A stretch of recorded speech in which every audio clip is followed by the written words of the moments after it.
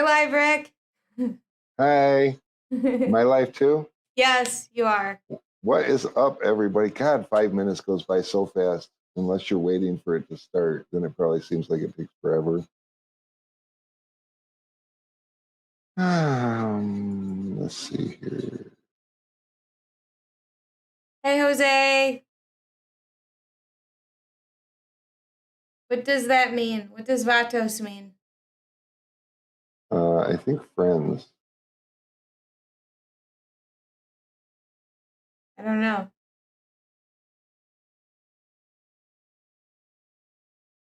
All right. So, Comments are showing up, Brian. oh, it means dudes. Dudes. Brittany, you are a dude. I like it. I'm a dude. We're all dudes here. Ah, Oh, what'd you do? I hit my knee on my desk. Oh. Okay. I mean,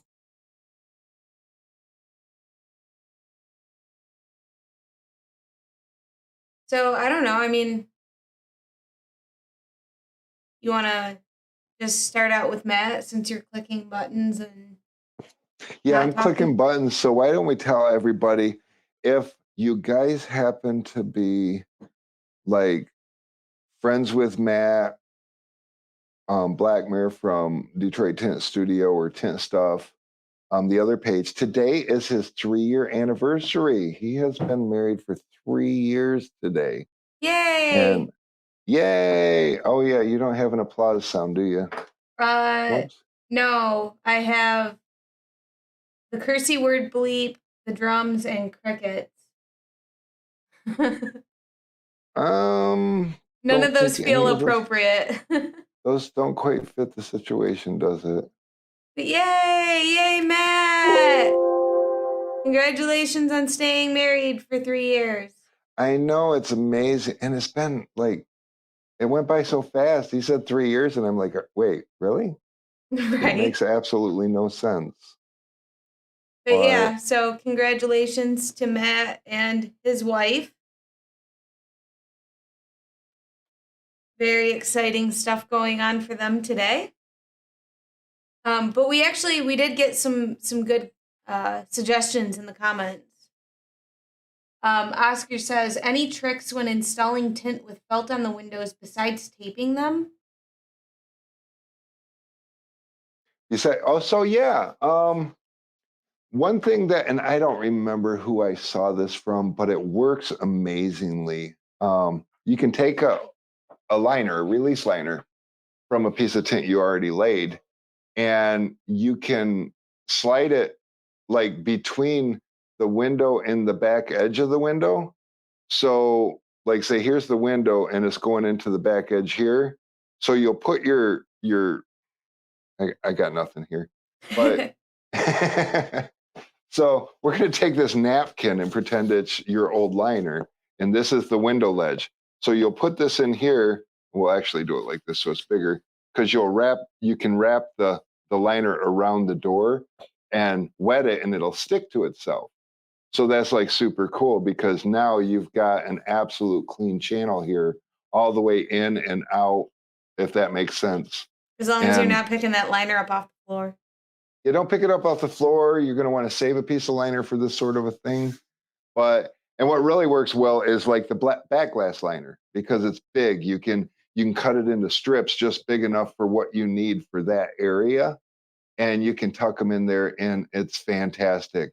I saw that trick, and I personally, I don't tape edges and stuff, but I had this really old Mercedes two-door. They have that back quarter window that rolls down like this, and it was a hardtop. So I'm like, how do you, and I usually just jam the film in there. I get told that people can't believe what I do with film, that I get away with it, but I wasn't getting away with it with this car. No matter how much I cleaned, no matter how much I prepped, I tried taping, the tape would fall off because it was wet. I just couldn't. And I remembered that trick, and I tried it, and the window came out flawless. It just, I was able to manhandle that tint in there, because a lot of times your dirt or debris or felt that you get in along the edges of windows is, if you notice, areas that you struggle, areas that you had a had a little difficulty either sliding it into place or getting it to lay down. And because of the struggle, it draws stuff out of the edge. So when there's no more anything in that edge, boom, it's gone just like that. So it's pretty awesome. Well, yeah, and I remember when learning how to tint, you yelling at me for trying to over clean and knocking a whole bunch of stuff loose, Yeah. or going super slowly because every second you have that film not adhered down to the glass, that's time that shit can get in it. Yeah, Um, absolutely. but there were other things you yelled at me for. Well, I mean, I yelled at you for coming in 30 minutes late. Not I back mean, then. Not back then. That no, was it was recent. an hour late. No. No. Learning how to tint from Rick is an experience. Because he's been doing it so long that he'll come up and you'll be like, "Hey, I'm having an issue with this." And he's like, "Oh, that's easy. Watch this." And he'll show you in like 3 seconds and then just be like, "Okay, cool, you got it," and walk away. And Yeah. you're like, "But wait, I barely saw what you did." I barely saw what you did. And then he'll come back like 20 minutes later because you're like feeling pretty confident you saw what he did. So he'll come back like 20 minutes later and you've been practicing it wrong for 20 minutes and he'll be like, "What are you doing?" And it's like, "Is this not what you showed me?" And he's like, "No, totally wrong. Totally different thing." And then when you finally do get the window on right and you're feeling all full of yourself, you're feeling all proud, you've been struggling with this one, you finally got it, and you're like, "Come look at this." And he comes by and he's like, "Oh, yep, looks sellable. Rip." Do it again. Do it again. Now, Yes. I have a way of teaching people to tint in a relatively short period of time, and I mean, most of it's muscle memory. You have to, if you spend too much time thinking about what you're going to do next, then you spend too much time with exposed film, and that equals debris. Your muscles have to get out ahead of you and know what to do. So I'll have you do a single window for 8 hours straight. And your first day, you might do that window 3 or 4 times. By the end of the week, and yes, I said by the end of the week, you should be able to exhaust an entire roll of film on that window. Learning window tint is not something that is cheap. I mean, it takes practice. It takes over and over and over. But by the end of that week, I guarantee you, you're not thinking about your next move on laying that pattern. So now you can focus on the areas that you already know that you struggle with. And that's where your attention is rather than what do I do next? What's my next step? Mhm. Because, yeah, Yeah, well, and you've got this knack for looking at the window and being just dead like, "Oh, I know exactly what caused that. This is what you did wrong." well, I mean, in 32 years, I've learned what mistakes I make and what they look like. I mean, part of becoming a great tenor is figuring out why this happened, and you have to get through that yourself. So if you're getting through that yourself, then when you see somebody else's thing that you already have experience with, it's easy to just pick up on what Yeah. had happened. Yeah, well, and that's kind of the thing with the groups that's always like, is someone will like post a picture. And sometimes from a picture, yeah, you can see what went wrong. Um, but sometimes it's like, dude, that could have been like 5 different things. Do you have a Right. video? Like, what is it? Like, let us see what you're doing, so that we can give more effective responses because otherwise, in a lot of cases, it's just guessing. When you're teaching someone and they're in front of you, even if you didn't watch them do that exact window, you've watched them a couple of times before that, so you know how they were moving and you can, get a pretty good guess. But Yeah. strangers on the internet, Brian up higher asked any new tools on the market, and then down later said he's almost ready for us to order the scuttle shuttles. Well, we have been waiting, I mean, Brian, I have been watching you talk about these things and I'm sitting here biting my tongue and I'm like, We hello, want 'em! over here. No, We the are scuttle ready to put shuttles are those going to on be the shelf. really, really cool when those get released, you guys. Yeah. Let me find up a picture really quick for just anyone who maybe doesn't know what we're talking about. Even though they have been, a topic lately and they have been getting talked about more. Yeah. Yeah, and I mean a handful of people. I haven't even got my hands on one yet. I'm ready to fill a shelf up with them, and I mean, I feel a little bit of envy on other tinners. I know that's a thing because I have it right now. So yeah, I would really, really, really, really like to get my hands on one. But I'm just, Okay, that's yeah, just me. here. Let me get this. Here it is. This is the scuttle shuttle. So what this will be for is for tent yeah. kegs. They'll go ahead, they'll fit right in that little circle in the center right there. And then you've got this nice handle here and the thing to hang your sprayer on. And they are going to be awesome. I'm pretty We are sure super excited. We've known about them for a minute because, Brian's been developing them and perfecting them. Dang. Okay. He's been developing and perfecting them. And so, yeah, we're super excited to see those hit a more widespread release and to be able to be a part of that's really cool. Oh, yeah, for sure. I'm Aside from that, new tools. I know new. Fusion has some stuff they were talking about releasing or are maybe Yep. going to have ready around SEMA. Didn't sound super, super sure. But there's Yeah, so murmurs. there is murmurs about Fusion Tools having a couple of new items on the gauntlet for this year.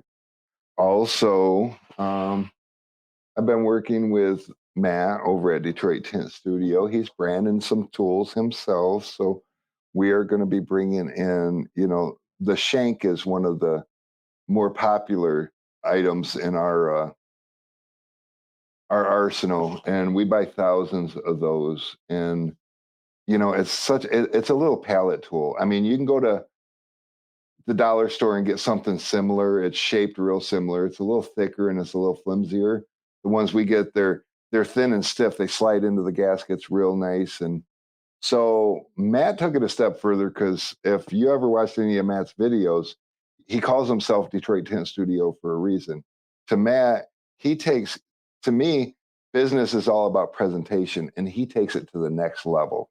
So he's having the exact same shanks made in that bright fluorescent green and I think that's cool. And I'm way overpaying him for these, but we're gonna have God, it's gonna be probably another 6 weeks down the road before they get here, but I'm excited. We got 1,000 of them coming in, and we'll probably give some away. We like to give away things.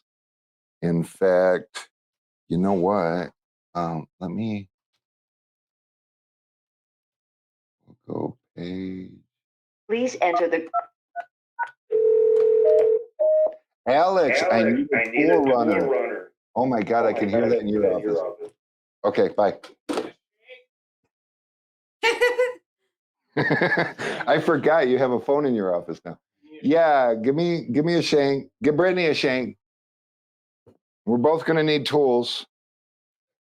I also another new tool, and I have. Oh, the Captain Doodads. The Captain, whoever named that, I love it.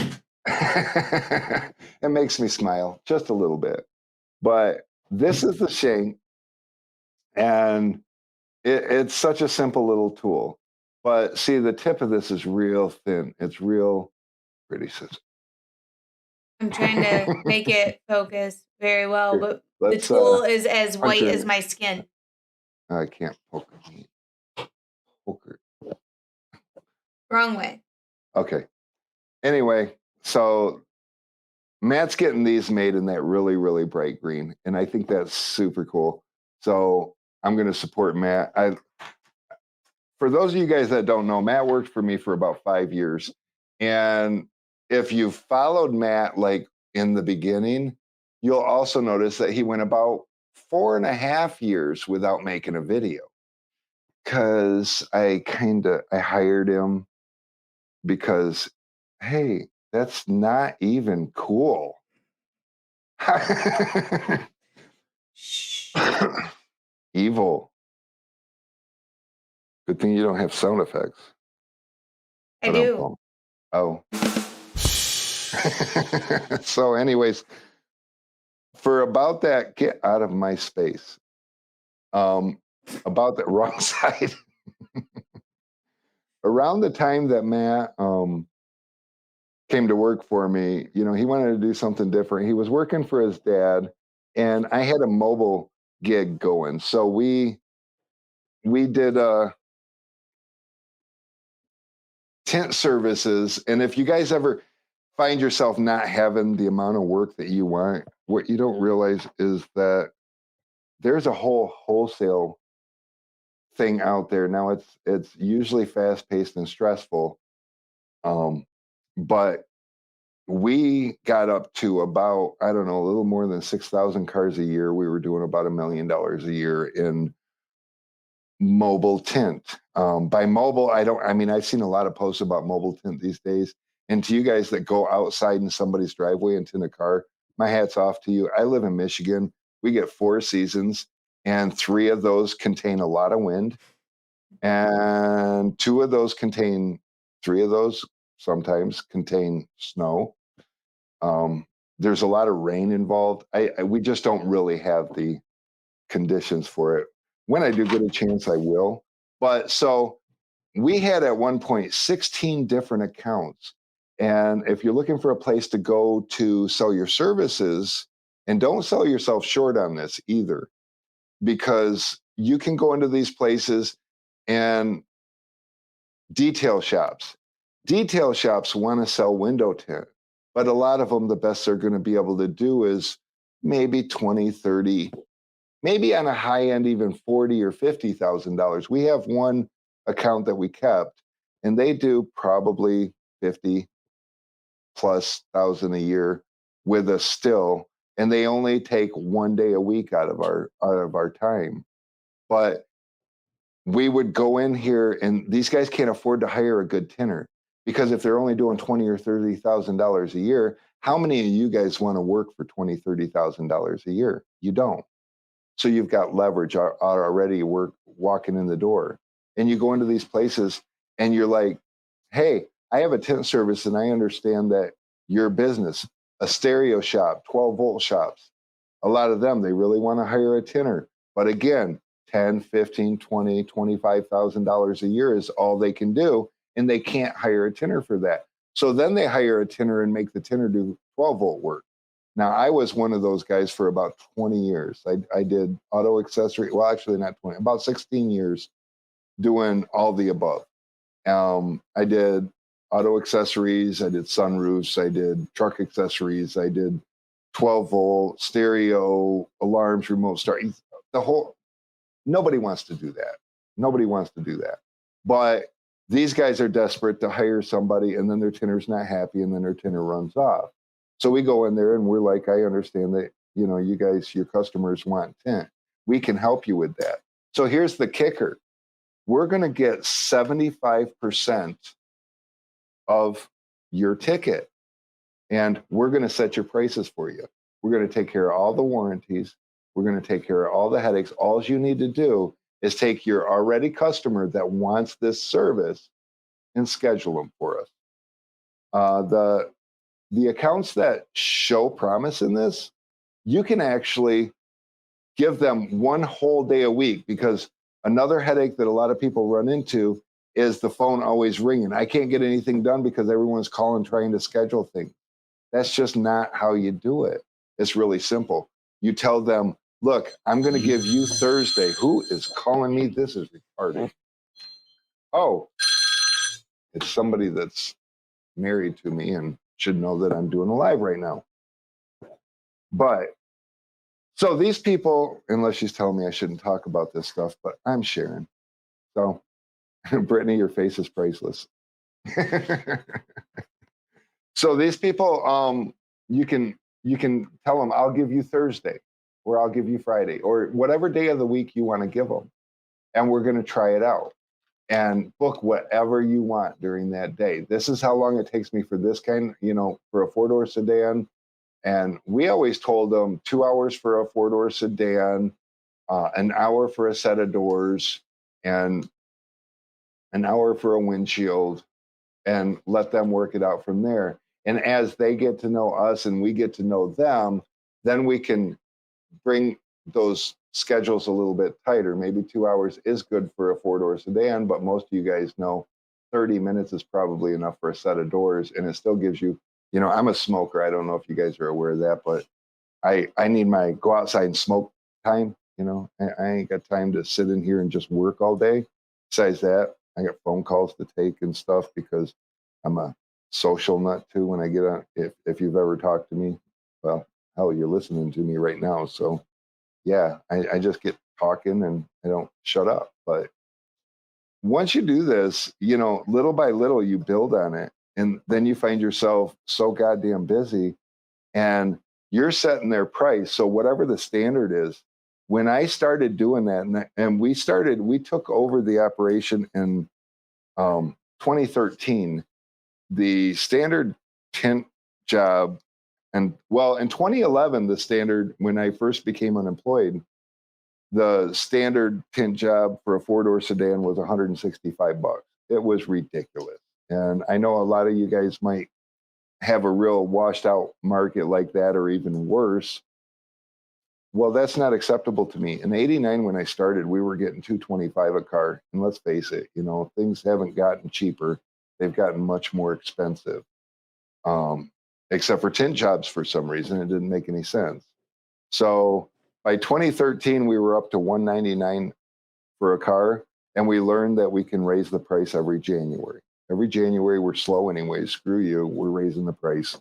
And that's just how it is. And we'd raise the price $10 across the board. We'd raise the price from a set of doors, I think was at that time $69. And we'd go to $79. And then $89. And then $99. And I think this year we're going to $110 for a set of doors. For a complete, we're at $259. And then you throw in your extra carbon and ceramic films, so you have 3 tiers, and put $100 between each tier on a complete car.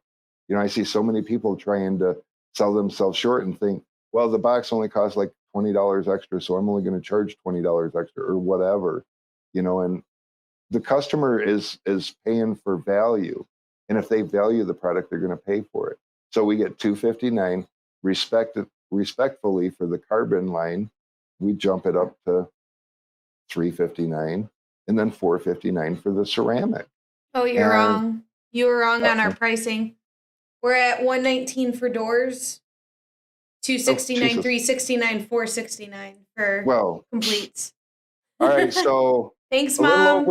A little over a year ago, me and Brittany walked away from the tint shop part of it, and Charles, her brother, and Mary, her mother, are now running the tint shop, and they're following the same formula that we started with. And yeah, so we started at like $269 for a complete car, and we get it. And those are the prices that we set for any wholesale account. We tell them we get 75% of that ticket. So if you're going in for and I don't know, maybe I got a calculator here somewhere. Well, and what we found was that with a lot of accounts, they'll actually raise their prices more than that. Yes. Yes, they like their profit margins. Nobody wants to work, for a 25% profit margin. So, so here's the other thing. So we're going in there and we're getting 201.75 to do a car for them. Most of you guys are happy to do a car for 201, right? So do that. They, in turn, like Brittany said, they're raising their prices higher than that because they don't want 25%. They want 30%, 40%. We just tell them this is what our pricing is. So now they, and as many of those wholesale accounts as you can get, once they all start doing that, and that's how we did that in Southeast Michigan. At 269, we're still not the cheap guy, or we're still not the expensive guys in town. We're actually struggling not to be the cheap guys in town. We have, so I guess as I started into this topic, I was wondering, how is this Tool Talk Tuesday? But one of the best tools you guys have is networking And marketing. And you can have your wholesale accounts do your marketing for you. Another thing is,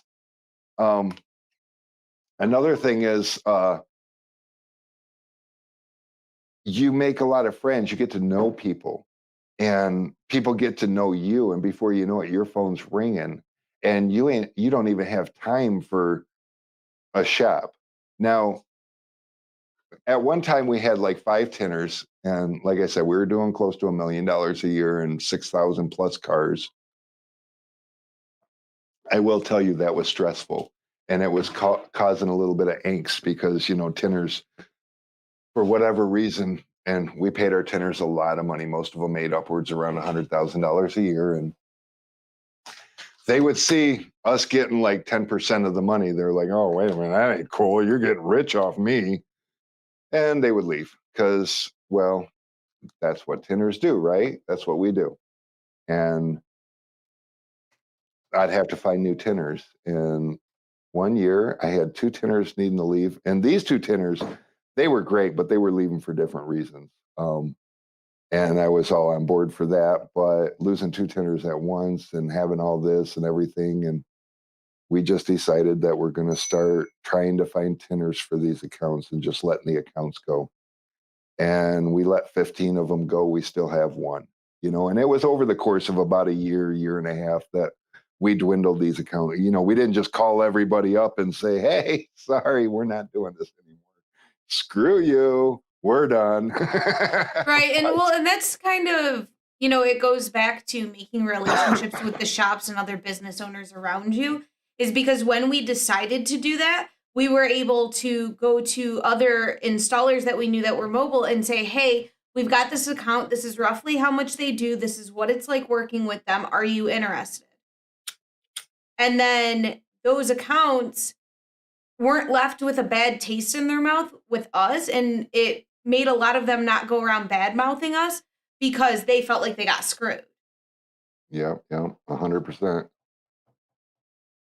So, it helps you, it helps the business you could potentially leave in the end. And it helps that mobile tinner who maybe is someone just starting out, just trying to get their name out there, just trying to build their brand. Oh, you know what, Brittany? Let me interrupt you because Mary just brought up a good point. She said that we started with accounts that didn't pay on time. And that's true. So there's a lot of Yes. bumps in the road. And maybe, I don't know, if Mary wants to, we can bring her in, right? We can shoot her a link and Yeah, we can. because I think she's got a lot to offer on this. That I think now this is going to be 100% trial basis. We think we got all the things ironed out, but we're gonna. Are you gonna send her a link? Yeah, Okay. I'm doing it right.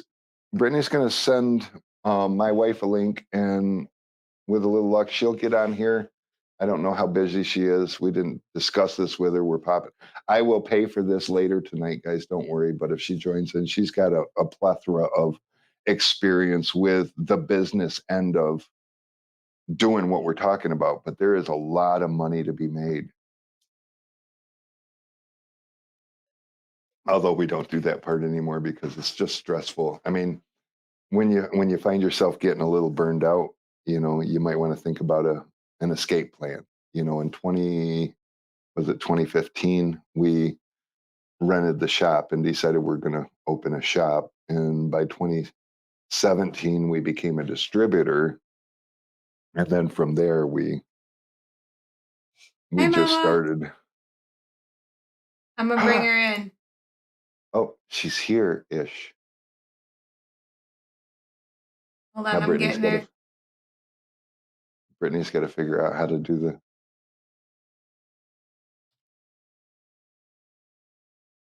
And you can hear us, yes? Well, she can. Okay, They cool. probably can't. Well, they can't hear her. Oh, there she. Oh, she's going to fit right in the middle of us. I love it. That's so cool. Hi, Mom. Hey, So yeah, when we decided to start dwindling off accounts, the first ones to go were the ones that we always had to hunt down for payment. Yes. and I was usually the one hunting them down for payment. Oh. I got stuck with the cleanup job as usual. And yeah, we when we decided to downsize, it was not even a second thought about who was going to go first, Yep.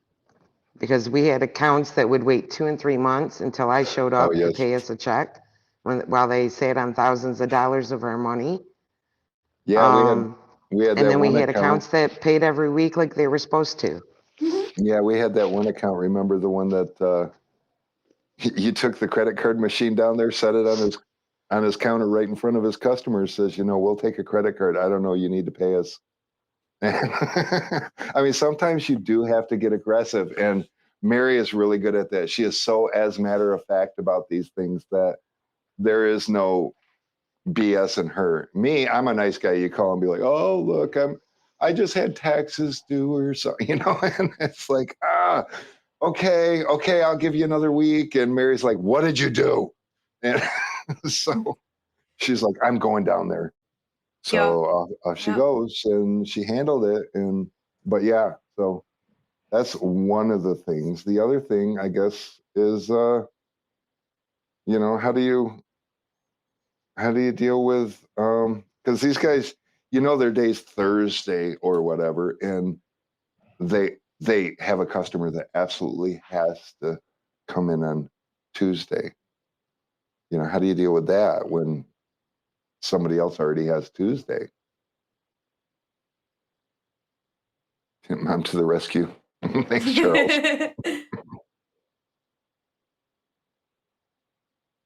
But I don't know. I mean, I'm pretty sure when we had that situation come up where someone was like, no, my customer has to have it on this day, it was like, well, if we can work it out, we will. Never a guarantee, never a promise. We're not going to stress ourselves over it. But if it works out, cool. Yep. Take a phone number and I'll let you know if we have, an opening. Right. And it seemed to work out really, really well. A lot of them would scoff. They're like, oh my God, I'm going to lose. But remember, a lot of these places were also like 12-volt places. Like they did stereos, electronics. So, it was real simple. Remote starts. It was real simple. You ask them, so what do you do if a customer calls you and says, I have to have this day, but that your bays are all booked? Well, we tell them they have to schedule for a different day. So why are we any different?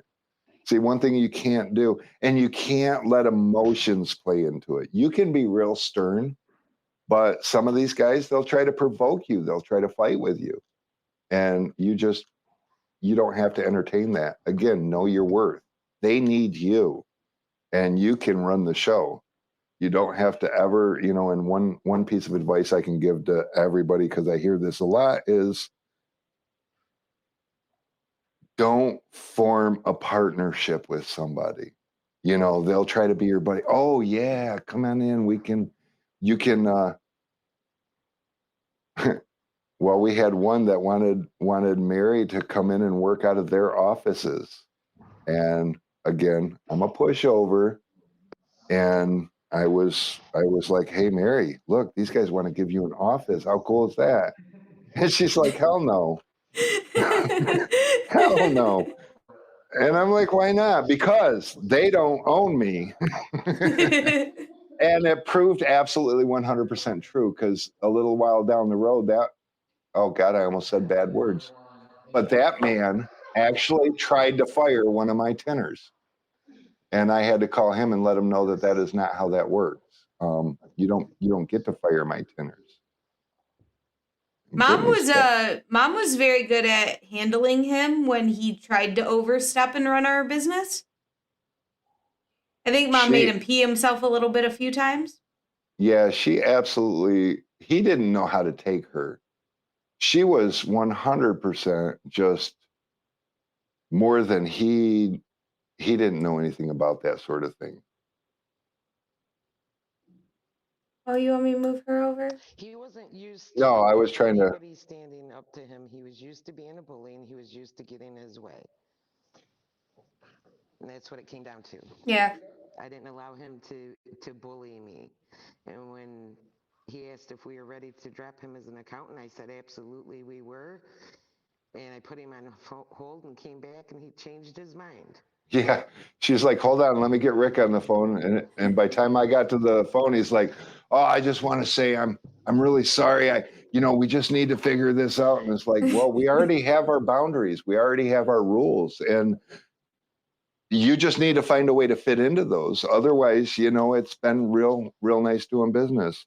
And they were, believe it or not, they were one of the best paying accounts that we had. They would have the money to us within 2-3 days of getting the invoice. And it was nice because they were a big account. But because they were a headache, they were also the very first account that we dropped. And we had, 5 stores with them that they owned, and 5 or 6, yeah. Yeah, and we found them 2 window tinners and said, we started off with 6, went down to 5. Yeah. Okay. Charles said, maybe explain the difference between how we ran it during the winter versus summer. Oh yeah, because that's a thing too. When you slow down. Yeah, well, because in wintertime, usually the locations individually have less work, like most tinners do. So it's going where the money is.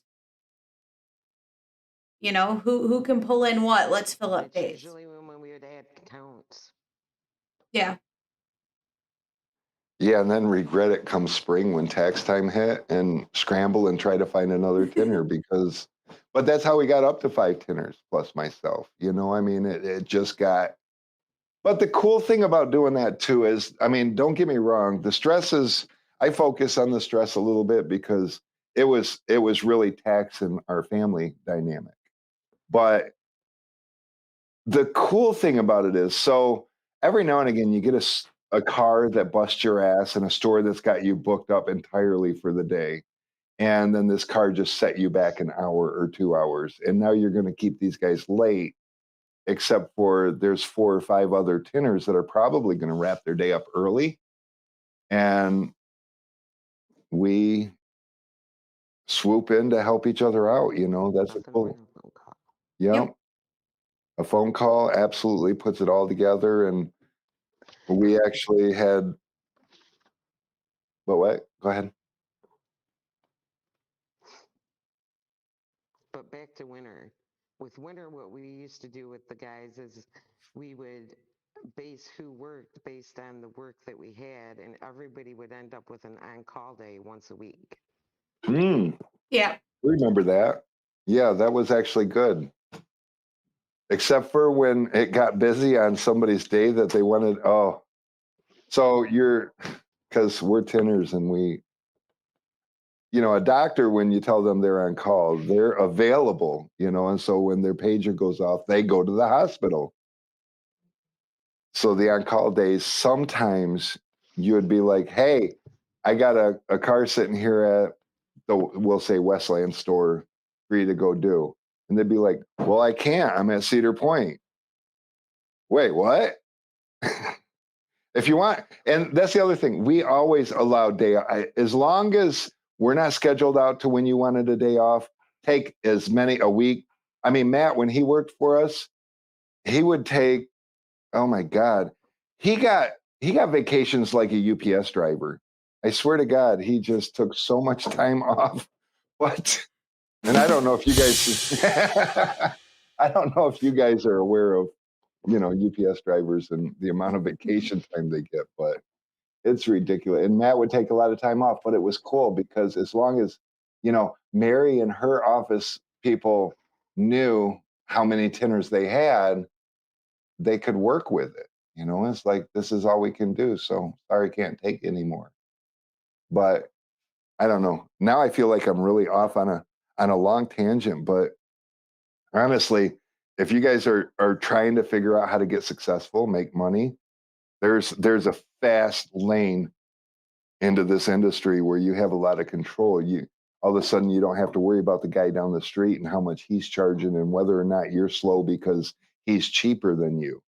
Because we got stores to actually raise their prices that didn't work with us because we were busier than they were and we were more expensive. And Well, nobody wants to work as hard for less. yes, they do.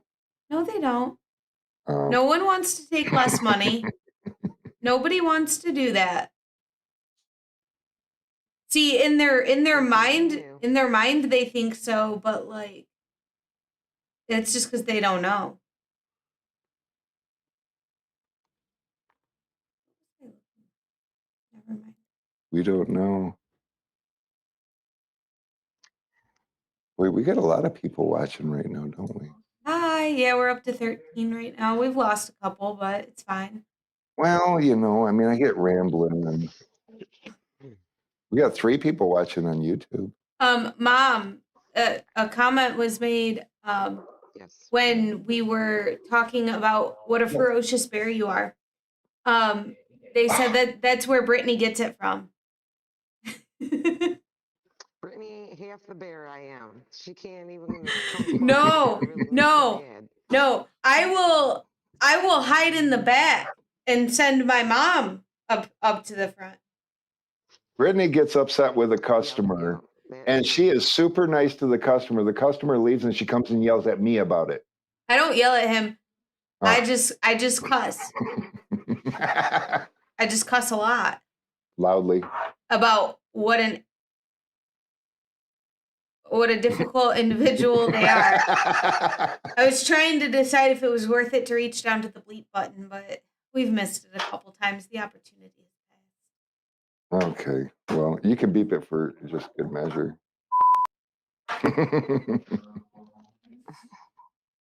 Yeah, no, my Try out her sound effects. Yes. we have had some like seriously terrifying customers. Like we keep a gun in the shop somewhere. I'm probably just not even going to mention where or whatever, but we have one. And there was a customer the one time that made me like uneasy to the point where like my hand was ready to go. Like if it was going to go down, because this dude was like a level 10 weirdo. I was pretty sure he was on something and I was at the shop alone. That guy, people like him, yeah. As soon as my mom made it back to the shop, I was like, you got to deal with this dude. I don't know what his problem is. Probably smoking a little something and not like good from earth something. I think I know who you're talking about. And didn't Yeah, I tell that guy to... Yeah, can you cut my windshield strip around the 3 inches of uneven polyurethane? Yeah. That guy, I invited him real quick to become somebody else's customer. And then he showed back up. Yes. He showed back up months later. Like, I don't think he remembered that he had been in our shop. I don't think he recognized any of us. And he showed back up and it was like, oh, please don't. He did come back though. Please don't.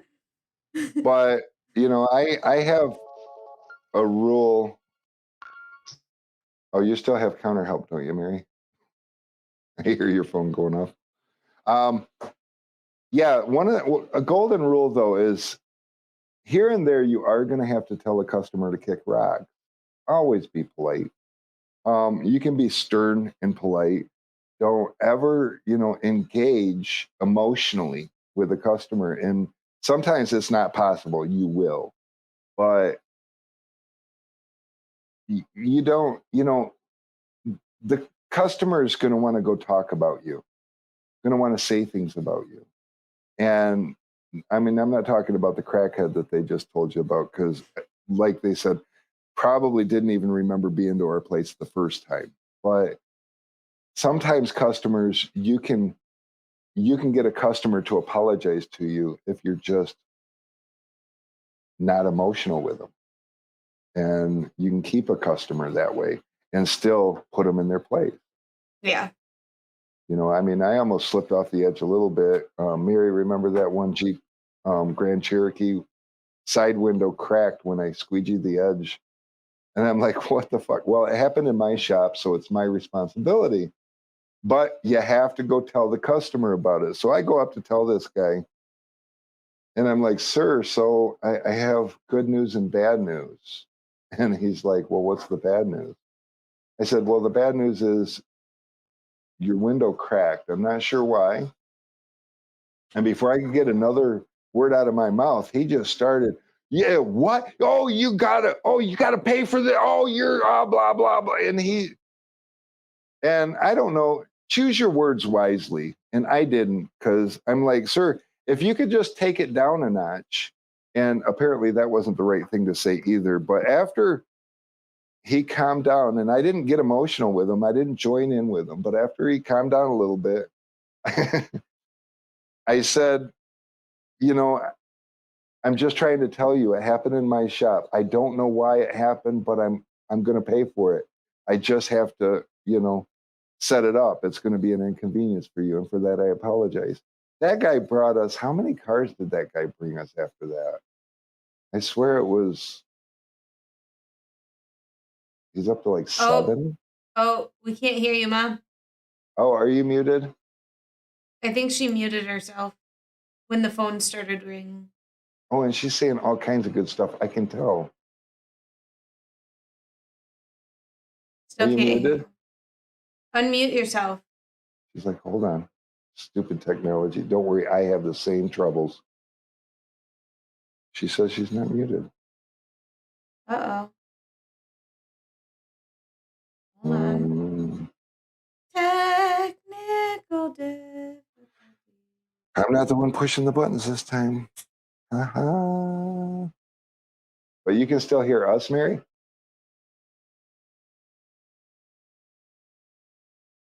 Yeah, she can hear Okay. us. Okay. So I blame technology. I don't know. Hold on.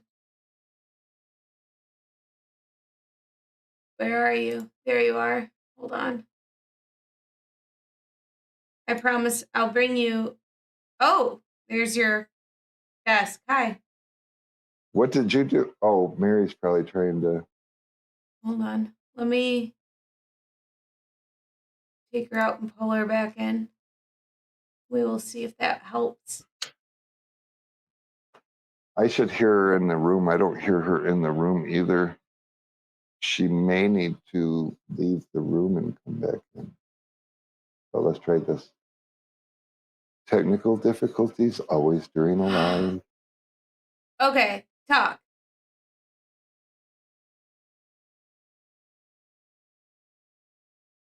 Oh, wait. Sorry, I broke it. Hold on. You're not being very helpful, Brittany. Rick, Thomas says smoking will kill you. Not our Canadian Thomas. No, a different Thomas. Okay, good, because our Canadian Thomas smokes on stream all the time. He's where I got it from.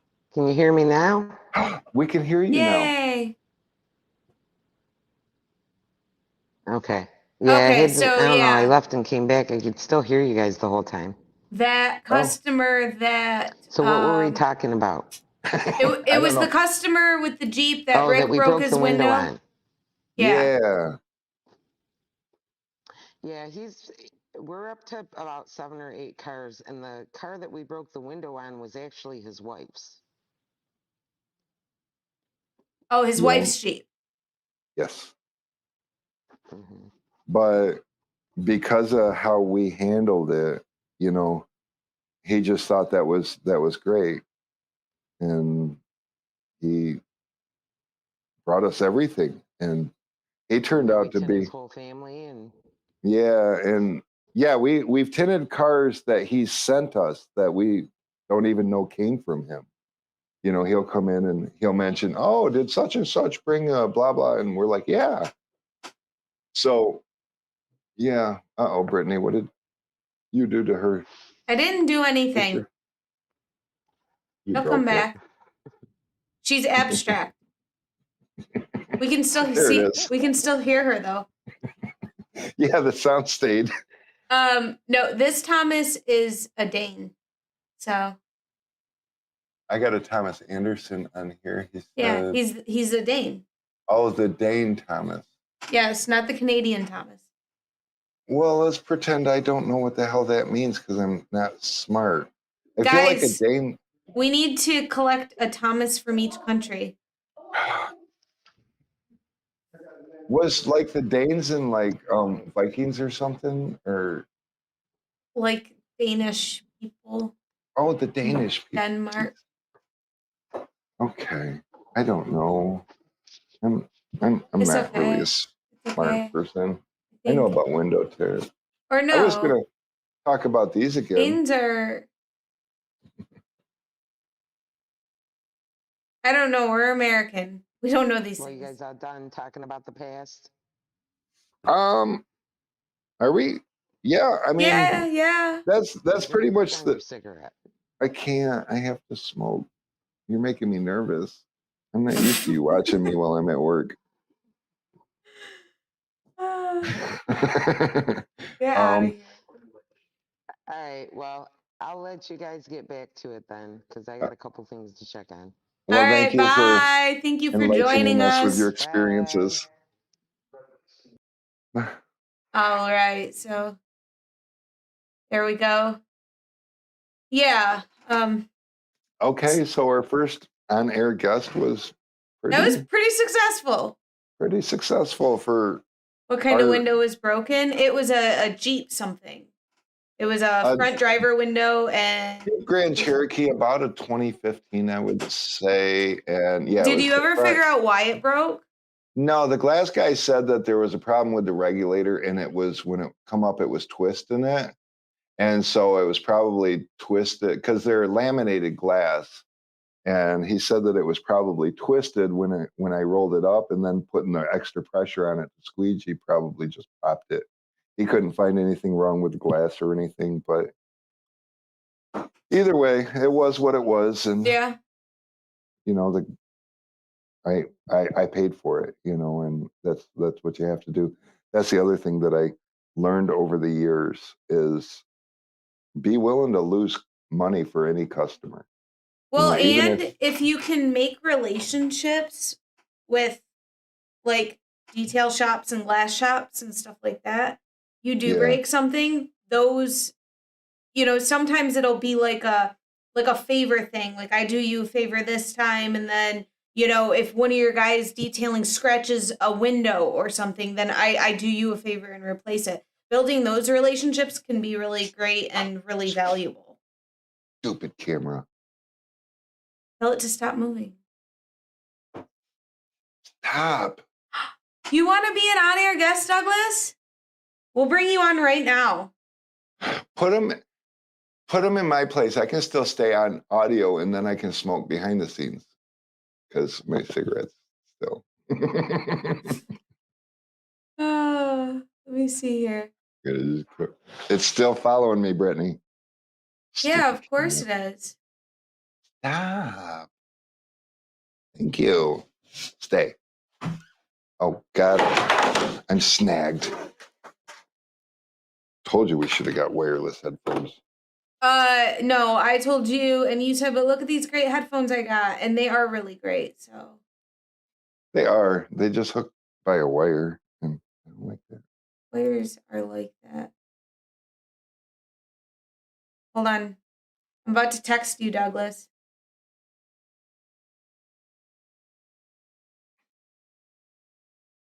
We will do this. I will take people and put them on air. Absolutely. we love having the All of our friends yes. with us. And if you have tools you want to talk about and want to come on air, that'd be good too. Because we unfortunately just drew a blank last week. So there's like a nasty cold going around, and last week everybody wanted to get it, and so you guys gave us an awesome week last week, and we had half staff, and so never even a second to settle down and think about what this week's topic was going to be. And so far, I am kind of curious though. You guys can start helping me because I really thought we would be pulling some tools out, and so far, we've got a shank. And so, I mean,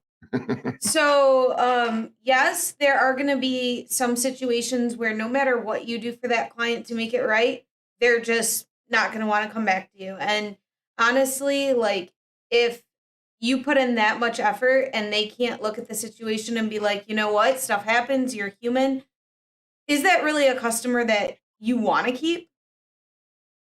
And then, you know, if you do get the customer that you do everything you need to do and they're like, yeah, okay, this is cool, this is fine, I'll be happy with this. Like those are the people you want. The people that when something does go wrong, they understand and they're not going to be mean about it. well, yeah, but sometimes because the guy with the Jeep, he left angry. I mean, I really felt like I failed with him.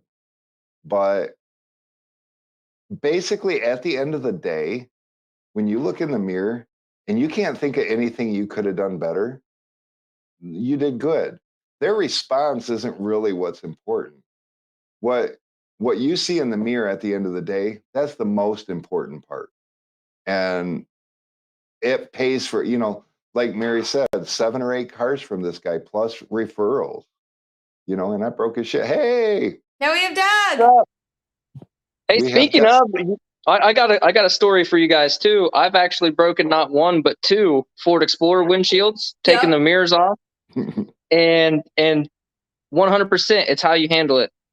The first Yeah. one, I was all in a panic because it was the first time I'd ever broke anything in all my years of businesses. Like I detailed for a few years before ever even doing window tint. So even in dealing with all that, I had never done it. So the first one, I was like, oh, what do I do? Second time, I went out. It was on a mobile job. I went out, didn't say anything to anybody, and just called the local glass shops. And I had a price and everything, and an appointment availability. And I went back to the guy and was like, hey, I was taking your rearview mirror off, the little button cracked, chipped the glass, whatever. It's you can't fix it on the inside, but this glass shop here Mondays they're able to come if you're going to be here at work, and we'll get taken care of. Don't worry about it. I'll pay for it. And just like you said, those people send me business all the time. Absolutely. And I was like, how a lot of people don't post their shortcomings on social media.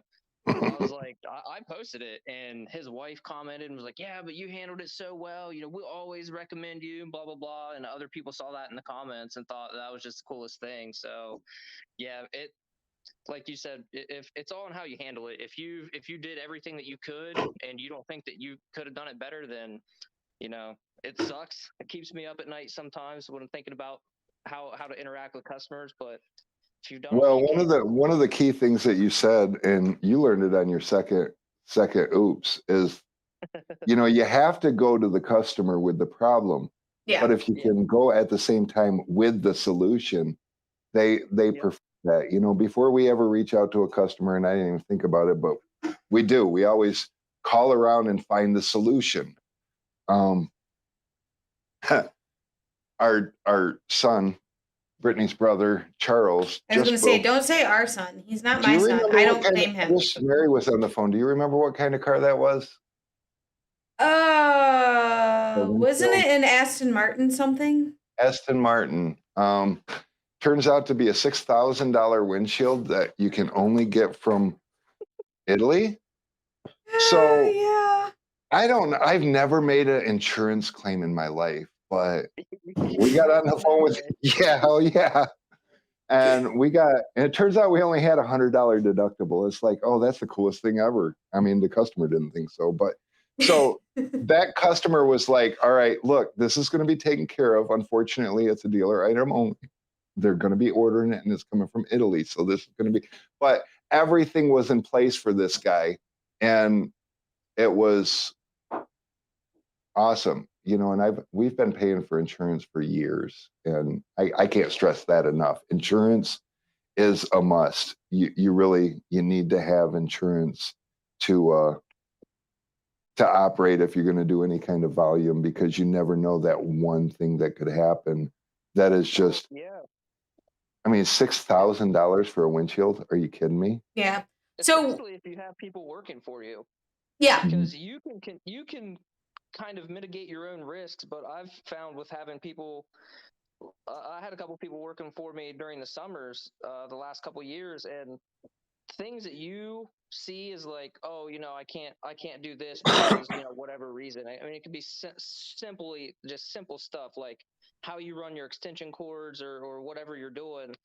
Other people don't necessarily think that same way, and you can end up like in the detailing side of things. I had a person that would drag, instead of taking the shop vac around the car, they would just leave the shop vac in one place to climb through the car with the hose, and the hose sitting there flopping around and everything. It's like, No. you can't do that. Like, don't ever do that again. so guys, No. we got a really, really, really important comment. Uh-oh. Somebody said that Rick looks like this guy. Let me see. Will it come up? Oh, hold on. Hold on. We have to judge this because it is amazing. All right, let me throw this in here. Caniso from the... Who is that? Him. Oh my God, I need to let my hair grow. Turn guest volume up, Brittany. Turn guest volume up. Got it. We're wearing headphones so we can hear you just fine. But those guys out in the shop that are supposed to be filling orders that are watching the live, they're saying they can't hear them. Which that's crazy because I couldn't hear Mary either for like a long time. And I watch YouTube. I watch it on my TV, and I can't comment on my TV, so I have to use my phone to comment. And I can hear you guys just fine, but I couldn't hear her.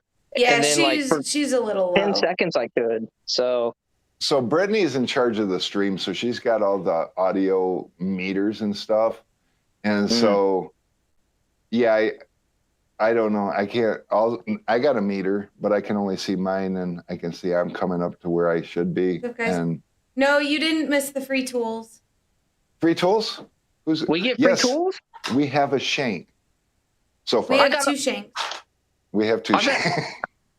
That's messed up. I bought a 5-pack like last month. Well, it's okay. So you should have one left now. So normally, you lose one a week. My shanks last forever. I think I still have like not my original shank, but the second one I bought, I still have. See, I end up having people lose my tools before I wear them out. Yeah. I was proud I wore out my first bulldozer. Why'd I wear it out? Because my other one that I bought to replace it went in the back seat of somebody's car, and it's gone. So yes. It is what it is. That's another downside to having people work for you, keeping track of your tools. When they work for themselves, from 2013 to 2019, I believe, maybe 2020, I don't know. Everyone was subcontracted. The IRS came and talked to us because they're like, how are you doing $1 million a year? And like, you're only making 60 grand a year. And I'm like, well, let's talk about that. And here's all my subcontractors. Yeah. They're like, oh, none of these guys are employed. Oh yeah. And that was the other thing. They were mad because I didn't have any employees. And I'm like, yeah, no. And they wanted to go through all kinds of rules and everything. At the end of the day, again, back to how you treat the people that are conflicting with you. We were talking about what shows we watched on Netflix and everything. We let bygones be bygones. It was really cool. They're like, you need to make all these people employees. People talk about how bad the IRS is. They're bad because they want your money, but they're people. And yeah, it was really cool. But so now absolutely everybody that works for us works for us. And back to that insurance thing, though, even though they were all subcontractors, and technically, legally, they're obligated to pay for their own damage. We still had to carry insurance because if they go into one of our customers' account or, you know, one of our accounts and break something and they're like, well, I ain't got the money. Right. Legally, we're responsible to that company as our company for the payment. I have to go to the installer and get the, you know, so it's a great big circle jerk. But I think insurance. that's one of the cool things about this industry is there, and really any business, but I've noticed it a lot with like tinting, detailing stuff. You can kind of fly under a lot of radars and you can run your business to really suit your needs. If you want to do $1 million in sales, you can set it up to do that. If you just want to do $60,000, $80,000 in sales, like me, I literally work 3 days a week, 3.5. It's just the way it's set up. I have family obligations on a couple of days. I got my schedule. I take Sunday off. Like I almost never ever work on Sundays. And all my bills are paid, so Yes. you can really do it a number of different ways. Yep. Yeah, since I gave Mary the tint shop, you know, she doesn't share that money with me anymore, and I don't. Well, she has me tinting on. Oh, I got an Amazon delivery. Lots of Amazons. It doesn't all come in here. If you open some of those, maybe not that envelope on the top, but those 2 boxes, you'll notice those go in there. But yeah, so she is living the tint shop owner's life now, and she's got a Jeep Gladiator, and she's learning how expensive parts can be for it. 'Cause excuse me, it's a Rubicon. oh, it's a Gladiator. Gotta throw that in. Rubicon. It's a Rubicon. And I mean, they want $2,000 for fender flares. I mean, what the hell? So she. No. Those were how much were her inside wheel well things? So yeah, Were those like $4,000? No, but so the inner wheel wells, we like to take it out off road, you know, and go to the parks and stuff and do things that you probably shouldn't do with a $65,000 vehicle, but that's what she wanted to do, and well, she can afford to break it if she wishes, whatever. And she cracked one of her inner wheel wells because she decided that 33-inch tires weren't good enough, so she put 37s on it, which gave her a little less travel, and cracked one of the inner wheel wells. Now me, I'm like, you can't even tell. I mean, you were just trying to get the mud out from there and you noticed it was cracked, and she's like, no, I have to spend $700 on some inner wheel wells because they're cool, they're metal, and they'll hold up. And oh my God, $700 for some shit you can't even see. Jeep parts are expensive. If Jeeps you are just money if you really want to get into it and customize stuff, that stuff's expensive. It's crazy. She wants a winch, and I'm like, okay, $300-400 for a winch. She's like, no, I want a Warren winch, and I want a 12,000-pound one, and I don't want the Chinese-made one. I want the American-made one. Now I can respect that. The American-made one is $2,000. The Chinese one's like $700. I'm like, okay, we're gonna have to put that on next year, right? Because it's Christmas list. It'll be on her Christmas list, and she's going to expect me to figure it out. And you know, here I'm selling tools now for like no money, and we'll see. I don't make tinner money anymore. No, you want to make the money stay in the tint shop. But I'll tell you, I have way more fun than don't get paid in their sleep. This is true, you know. I mean, but I know I placed a lot of orders before you're even out of bed. A lot of true. Sundays, though, I'm like, I did $186 today. What the hell's wrong with these people on Sunday? You'd think they had families or something. And no, they're tinners. I don't know, but the orders don't come in. Sunday is my worst day of the week, and I'm like, God, if I was a tinner, I'd be like, oh, I got to place this stuff so it'll come next week. But Mondays, you guys bury us on Mondays. It's great. You bury those guys out there. Honestly, for me, I would want to put the order in Friday so then I can have my weekend. I don't have to worry about it. I don't have to talk to any of you people. and then I go on. I try to order mine either on Friday before like noon so that it ships out Friday, or Monday morning. I usually don't worry about Sunday because it's not going to ship anyway. So why log in and go through the hassle? Well, and then if you have a so- problem, nobody's here. I mean, we'll still answer you, you know, Yes. but One thing that anybody watching, and Brittany, just real quick side note, Tent Studio said is the winch to clear they're the the Tent Squad Tent parking lot. lot because that's worth it. God, you'd almost think he knew about our situation over there. Our tent shop is in Auto Plaza and with a bunch of mechanics. And No, they're not they just- mechanics. They're lemon hoarders. yeah, if they were mechanics, then like they would actually cars would leave get rid of some of sometimes. the cars. Yeah, but so back. Oh God, I'm old. I forgot what we was talking about. What was we talking about? Clearing Tent Squad's parking lot in the winter.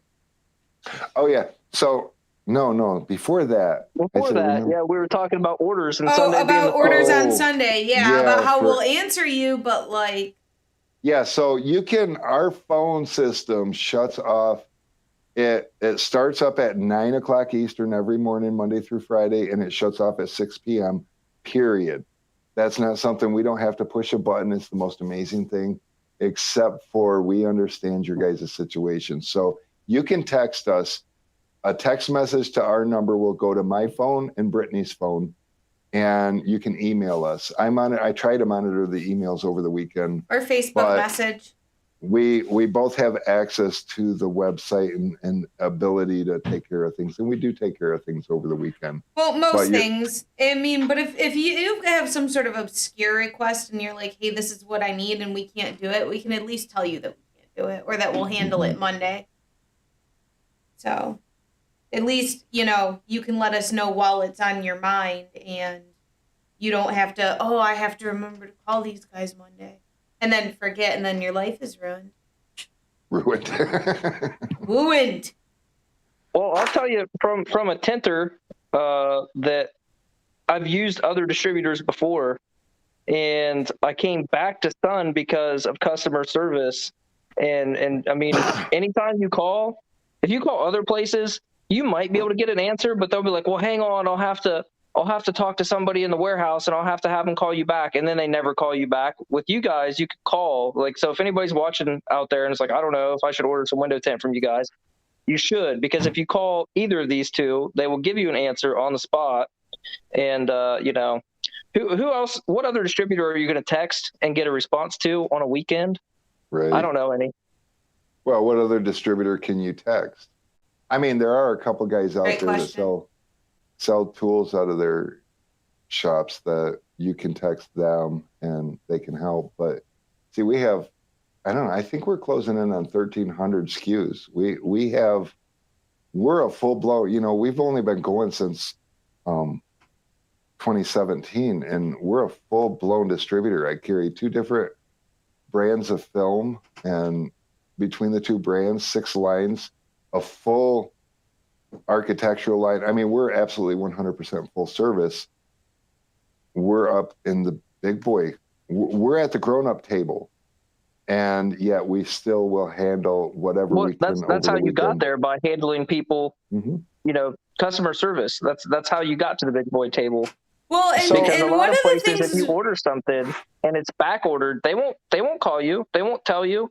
You'll be sitting there Ah. waiting for half your order for a month, and then you'll call them and be like, "Hey, what's the deal with this?" "Oh yeah, that's back ordered." You know, you guys have Yeah. inventory tracking on the website. You can see, like during COVID, I bought rolls of film I didn't even need just because there was only 2 left, and I knew I'd probably need them eventually. I was like, Right. nobody else is getting this tent. I am. Yeah, Yeah, I think that when we started distributing and like the conversation started, are we really going to do this? It was very much a conversation of, well, you know, we've been a tent shop. What are things that our distributor does that we don't like? Right. You know, and what are things that our, you know, film company has done that we don't like? And how, like, what can we offer? What can we bring to the table that's different, that's new, and hopefully can push other distributors and the window film companies and things like that to treat customers better? Because what you get from us, as unique and special as you feel, it shouldn't be special. 100%. You should be able to call your distributor or your window company and get taken care of. That should be the standard.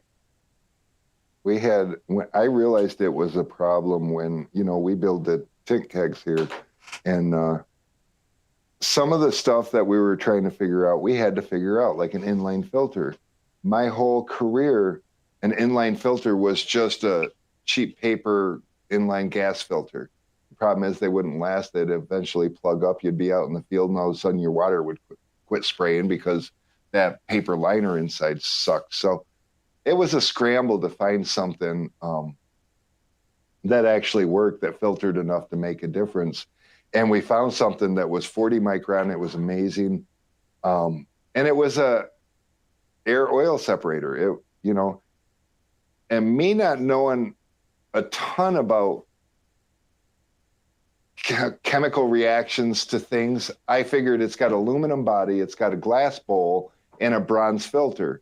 What could go wrong? And turns out if you expose aluminum to water long enough, it gets what they call aluminum rust. It's like a white, crusty, nasty. Yeah. Well, we had about 100 of them sold, and we had a customer call, and he was like, yeah, I don't, you know, I think that my filter's causing a problem. And I'm like, oh, well, that's odd. And I test everything, you know, and so I went and checked mine, and certainly what he described, mine was doing. And I just immediately freaked out. I was like, this is bad. And I made Brittany get a whole list of everybody that we ever sold a filter to. And I went on a scramble, and I found this company that was willing to make us. Now they make them and they actually sell them, but they had these filters that were perfect, but the screen wasn't fine enough. And I told them I needed a 40 micron filter, just like what they had. It was a poly body with a poly bowl and a poly and stainless steel filter, like no problems there. And they're like, how many do you need? I'm like, I need 100 right now, you know, and they hurried up and made them. And we sent out an email to all the people that ever bought them, and we sent them all a new filter to replace their old filter with. And An we apology started- letter. and an apology. And we started getting phone calls and people saying, oh man, I was having this problem. And I just didn't want to call because I know how it goes, and I don't need to run around, and, you know, it's what it is. And Yeah, because a lot I of heard places that- would have been like, oh, no, I don't know what you're talking about. It must be user error. They'll try to blame it on the tinner. I heard that enough times from enough people that I had to make a video about it. And I challenged I almost said bad words. I challenged every distributor out there to step up to the plate and take care of their damn customers. And I told everybody, if you've ever had an experience like this with the person that's supplying you, you don't have to buy from that person. Buy from me. I will take care of you. And I felt bad after that video, but I felt good too, because that was just, I don't know, a couple years ago, maybe it was 3 years ago. But I've been noticing more and more the trend is like, oh, buy from these people because their customer service is, you know, bar none, or buy from these people, their customer service is second to none. And I'd like to say that maybe that had something to do with some of these people taking notice. But I mean, I was just pissed off because I've always felt that way. And I didn't realize that that was, you know, everybody. Like a standard. Yeah. Yeah. Like, oh, you know, if you got something and you don't like it, or it's not working, or it messed up, you know, like yesterday I had a customer, and it's the weirdest thing, but he's like, so we came in and we plugged our hose into the keg this morning, and there's a bunch of little pinholes in it. And he's like, I can do a video or something if you need me to. I'm like, no, just what was the email you ordered it under? And I looked him up and I said, oh, you got the keg with the dual hose conversion kit and 2 hoses. I'm like, how's the other hose? He's like, well, looking at it, it looks like it's got, and we buy 500-foot reels of hoses. So, you know, if there's a bad run, then you order 2 hoses, you're going to get 2 bad hoses. And he's like, I can see little spots. Nothing's coming out of them. I'm like, okay, you got 2 30-foot hoses. I'm going to send you 60 feet of hose. And, you know, and then I was like, And it's kind of a pain in the ass to change those swivels. So I sent him 2 30s with swivels on them already taped up, ready to change out. So all he has to do is get them. And he's like, seriously? He's like, well, let me buy a couple of things. I don't really need anything. Can you send me a couple of tri-edges and just build my card? I says, well, I'm in here. Let me just go ahead and throw those tri-edges on there and we'll zero that out too. And, you know, I'm sorry for the inconvenience. He's like, are you serious? But I mean, isn't that how you should take care of people? I mean, that's how everybody wants to be taken care of. And I can promise you, he's not buying from somebody else. Why risk it?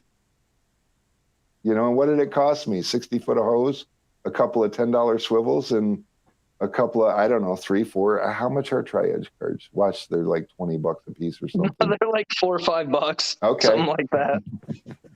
I used to know prices of things, and now, you know, when we started back in 2017, there was like 5 of us tinners at that point. We had just lost a tinner, and we all got together and we were like, so what does everybody use? And we laid our tools out on the table. And I'm like, okay, that's what we're going to start with, because I can't afford to buy all the tools.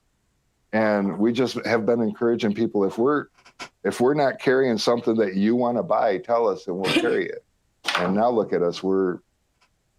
I mean, I'm not saying we're like 44 tools. They got like 1,700 SKUs, but Well, they also branch into things we don't, though. I was going to say, I don't sell detail supplies, you know, detailer supplies and things like that either. But, you know, I mean, we're just from people's suggestion, hey, can you this or can you that, or get this or get that, and Sure. we do. Yeah, absolutely.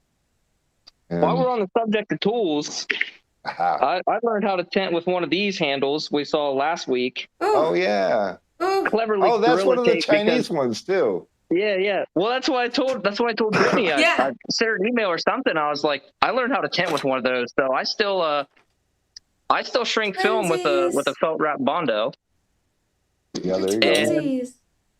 Yeah, I'm upset that you guys didn't just send me one of these handles and be like, look, if you don't like it, send it back, because this handle is the best handle I've ever used. Those are It's got awesome. grippies on it. It gives the fusion so much more like rigidity. Mhm. Yeah, oh it's my gosh, man. amazing.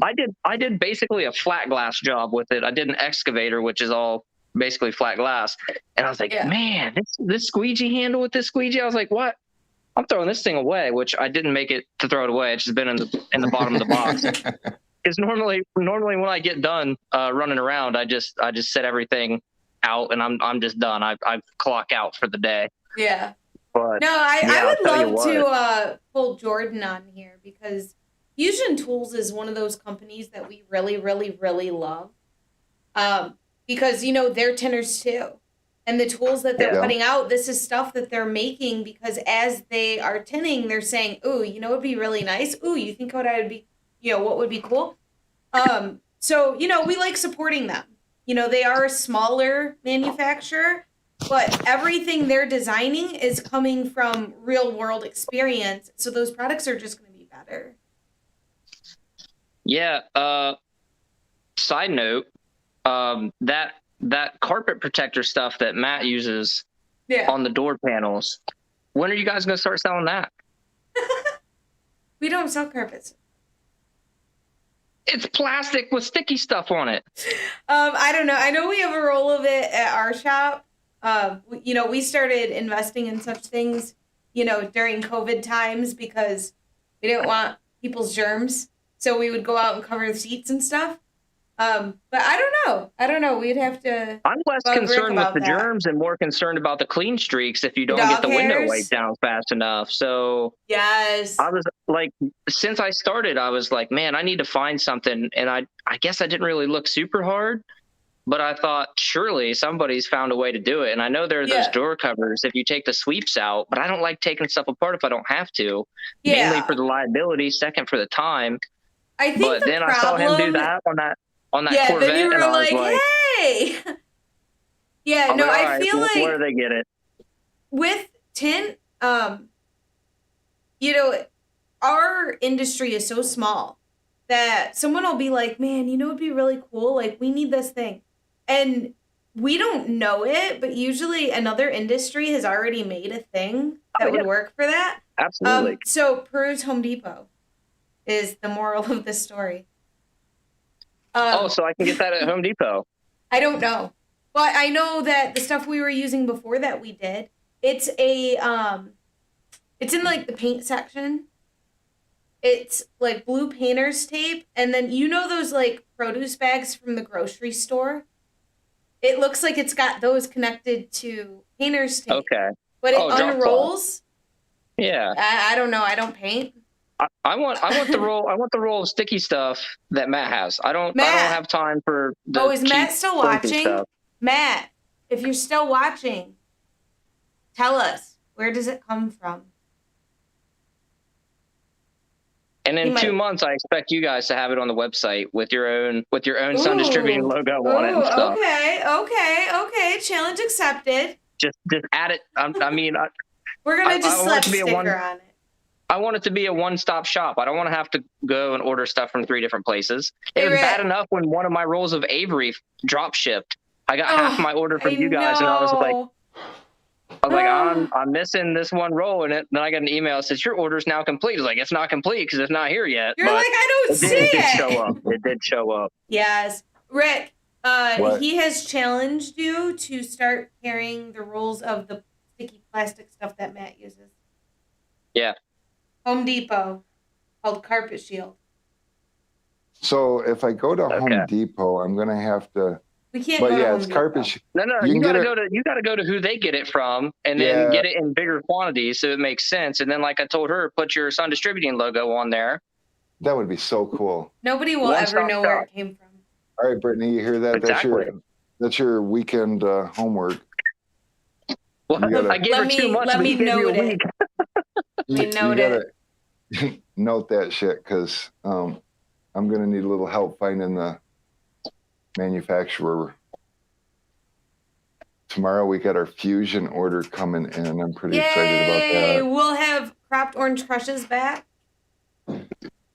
Well, we're only getting 100 of them, but we'll have 100, so they'll last a couple days. May the odds ever be in your favor. Anyone who's been waiting for them. So, and it's funny sometimes because things will go on back order. I don't know if you guys are aware of this. That's the other thing that's going on with this whole pandemic thing. I know in a lot of areas it's starting to feel like it's over or coming to an end, but the supply chains are really struggling from, raw material shortages because you got to go all the way back to the raw materials, and everything that touches that product also has a plant associated with it, with employees that they're having outages or they're having hangups, and some with the travel restrictions and stuff, getting things through customs, is a whole nother thing. And we don't make much here in the United States. I mean, I guess you could plug me for that too, though. If you look at my website, more than 90% of what I carry is manufactured right in the United States. I didn't jump on board with the Chinese. Well, we stick to North America when we can. We got some Canadian stuff. Well, yeah, like I carry 2 different hoses, the Flexilla because everybody thinks that it's great because it looks good. And then I found a better hose that our Canadian friends make, and it's actually a better hose. It's awesome. Costs me more money, and I sell it for the same price because I want to support North America. Brittany, what did you do? What? Don't worry, my headphones got caught in my chair. I told you we should have got wireless. Mind your business. No, I didn't. I picked the wired ones because we were in a hurry and I was afraid wireless would give us problems. We have a lot of wireless communication going. She's over 100 feet away from me, and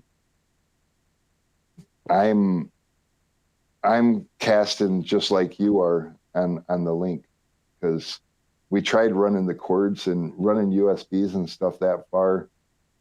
They don't like it for the video end of things. It's awful. So then we're like, well, we got to have a way to hear each other because we can't hear each other. So how do we do this? And I'm like, we need headphones, because if we just use the speakers, then we're just going to be echoing back and forth, and nobody wants that in their life. So I was afraid if we did wireless headphones that something would go wrong. And these headphones are awesome though. Back to, we had a, oh, yes, you wrote your note on the door shield stuff. Yes.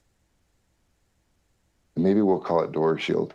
Because honestly, Matt discovered that, and Matt's philosophy is he doesn't want to sell anything that he can't fit in a flat rate envelope because he's got enough going on. Because it's annoying.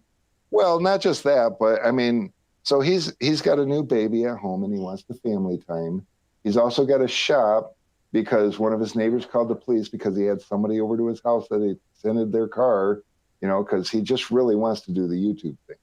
That's 100% of what he wants to do. But, he came up with the Glass 8 idea, and he didn't expect that to fly. He started noticing on cars that he could see that little hairline around the window. And he's like, I think there should be something for this. And he tried pinstripe tape, and he's like, I cut right through it. And so he worked more and more to get that figured out. And then I did have to laugh about the Glass Aid clay bar, though. I was because from a detailing background, I've been clay barring for a long time. I was like, okay, so it took the window tint industry a little while to catch on. Oh my God, I'm telling you, I've been doing this for 32 years, and for all of that, I've known detailers. I've known about clay bars. Never in my wildest dreams did I think, hey, I wonder what would happen if I ran a clay bar across the defroster line. No shit. You'll pick up all the junk. the same with that comes off the paint. It makes it stick so like now when you squeegee it, and peanuts are almost completely non-existent. I don't. Now, see, I just use steel wool, and I know that other people have talked about getting those little fuzzies and stuff, little specks in it. I've never had that problem, but that was always my thing too. Yeah, I just steel wool it, and then I wipe it off with a microfiber towel, a clean one. I carry good towels. Mm-hmm. And then I spray it all down and squeegee it thoroughly. And if it's an old car or like a really dirty car someone smoked or vaped in or whatever for a long time, I may even do it again. But I've never had a speck that I could trace back to for sure be it. I mean, it's a giant sticker. You're going to get a speck of dust here or there from whatever, but I've never had like trash problems that I could trace back to steel wool. When you do get something from the steel wool in there, you know it because it almost looks like a tiny little hair, but it's thick and it's hard. You know, and sometimes you don't notice it because there's water left behind, and then if you ever see the car again, you'll notice it because it's rusty. But no, it's now I've had to pick a beard hair or two out of some tent before, but thankfully never steel wool. That's one of those annoying things too. And if it's like just right on the edge, you can usually peel it back and soap it down and get it out of there. But yeah, when I first started and really didn't know, because I had nobody to teach me. I didn't go to any tent school. I didn't work for a tenter. Basically in my area, I tried to get a car done. And it took me a month and a half to get it done. And I had like bubbles, but not dust. It looked almost like a soap sud that had dried, and it was in every single window. And I was like, well, it took me a month and a half to get it done. How long is it going to take the guy to get it in to warranty it, if he's even going to warranty it? Second car I got, which is actually this one, I couldn't get anybody. I was standing right in a tent shop because a buddy had me take him and drop him off or whatever. And I asked him to get this 4Runner. It's 18. It was when it was brand new. And he told me the price, which is $150 for the set of doors and a strip, and just walked away. I was like, okay, well, I wanted I wanted to get that would you done. like to schedule? No, nothing. He just told me the price, when are you closed his appointment available? book, and walked away. Wow. And so I went home and bought a 100-foot roll of Lexan off of Amazon, and I bought one of the cheap Chinese squeegee kits. I threw probably about 60 feet of it away, but I ended up getting this done. We got another SUV that was the same thing, front two and a strip, and one whole car. And the back window was not great on that car, but that's how I learned. I learned that Lexan. I watched other videos. I watched a lot of Matt's videos, and realized that the Lexan, it does not shrink very well. I didn't like it. I switched to Avery. Avery worked out pretty well. Ended up switching to another one that I'm not going to name, and then ended up just sticking with Helios for the longest time. It works. Yeah, the Helios. The nice thing about rebranding and not being a businessman, because Reeboks and rebranding, whatever you want to call it, you know, I It want to has have such a my bad own. reputation. It does, and for good reason. For the same reason customer service didn't used to be a thing, you know, because a lot of these businessmen would open up a distribution and brand their own film. So what are they looking for? Profit. Well, now I'm fortunate. I got a company like Avery kind of backing me, and I don't make a lot on their film because they have to make money on their film, and it's their branding and it's their name. So I'll carry it, and it's just nice to have. But I also want something that I can make a little more money on, and I don't have to use Avery, because personally, if you shop around from manufacturer to manufacturer, what you're going to find is, and this particular type of product, like, say, for instance, well, I guess I'm not allowed to say any manufacturers, so I'm going to be real careful about that. But your dyed film, you know, the person that makes a good carbon film probably doesn't make a great dyed film. So I go to one manufacturer for dyed film. Well, their next better film is a metallized film. Back in 04, I had a real bad problem with a bunch of Cadillacs. I had a Cadillac dealership I was servicing, and Cadillac started with their, you know, nav system in the car. They put the satellite antenna right under the package tray, the deck lid in the back, in front of the back window. And next thing I know, I've got a dozen or so Cadillacs to retint, because they finally figured out it was the window tint that was making the navigation not work anymore.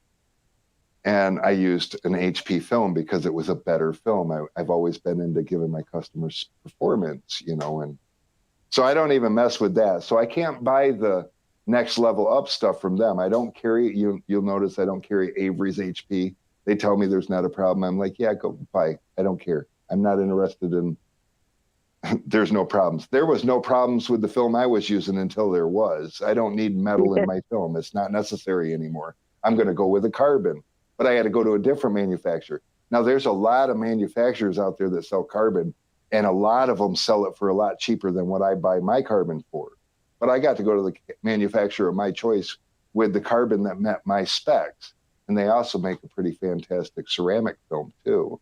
And so I buy that. And the cool thing about it is all three lines, I was able to pick the film that the colors are kind of matchy from one level to the next. And they've got a great neutral look. I don't have to have a blue film or a really brown film. I can have one that's somewhere in between. And, you know, that's one of the things I liked about Avery. Their NR Pro was super neutral. I love that about that. And my whole life, you know, I'll use, you know, one brand or another, and it's either blue or brown or something that I'm not sure about. And I don't have to deal with that anymore. And I got a great relationship with these manufacturers, and they'll back me up if they have any problems. I have to back you up if there's any problems. And I've been a tinner my whole life. I know what it's like to worry about what if. So I'm a little guy. You know, there's companies out there that I'll give you $200 a car if you have any warranties. Well, the thing is, I got no control over the manufacturing. If there's a problem, and they're not going to give me $200 a car, they're going to give me film. So I'm going to come to you and say, how can I help if we're having problems? And I did with one of my lines. I did have a few problems. I reached out to my customers, and I'm like, I think you're going to have some warranties coming back. And, you know, because my manufacturer will give me roll numbers of what rolls they found that they had a problem with. You know, it's always your supplier that says, oh, well, I've not heard, are you sure? What are you using for slip solution or something like that, you know? And that's a real thing, you know, and it's like, what my manufacturer says, I'll call them, you know, the first I hear of something, I'm like, yeah, I had a customer say that, you know, and it was my ceramic film, or no, I mean my carbon film.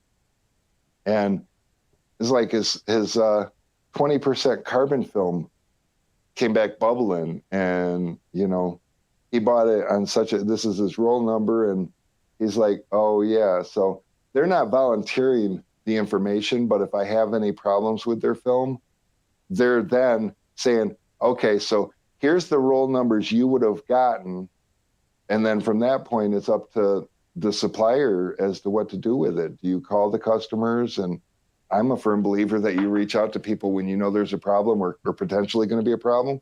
Because when I call you, my guess is you're going to be a lot like me. You're going to appreciate the heads up and you're going to keep your eye out. And you're going to know that you can call me if one of those cars does come back. You know, and then at that point, who knows? I might just actually run and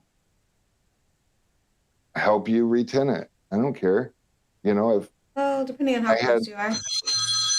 So I have to, Mary is calling me a lot, so I have to take this real quick. Hold on. Yeah, no, so when we were still a tint shop and we were still mobile, it was, I don't know, towards not super early in the beginning of our time taking over the mobile company, but it was still pretty early on. There was a film company that we were using. I will not name them, but they these days don't have a great reputation. And they, at this time, had a UV blooming issue. And, you know, we were doing a lot of volume. And at that point, like, we had just taken on accounts. So what do you mean by UV blooming? So UV blooming, let me see if I can find a picture of it. It looks gross. I think I know what you're talking about, but I just think it would be good for everybody's watching or watch in the future. Let me see if I can find a photo. I don't know that I will. So sometimes it'll look.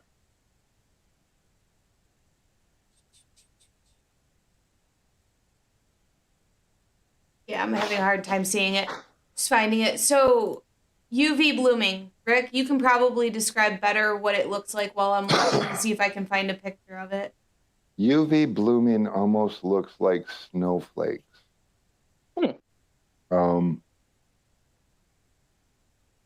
For lack of a better description, I mean, you can visualize how snowflakes kind of blossom out, and they can be really small to really big.